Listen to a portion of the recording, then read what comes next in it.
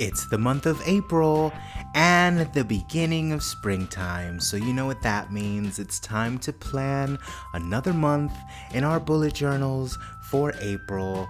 And as you know, you can use any kind of notebook that you want, but I like to make my own. But you can buy yours, that's totally fine. But let's do our April plan with me, and we'll do a flip through of all of my spreads so that you can be inspired and get motivated to get April going and get it planned.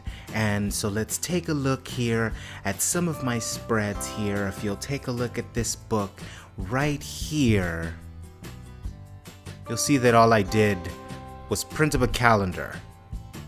So I'm not drawing cactuses on anything. Cactuses, that's what you like, cactuses.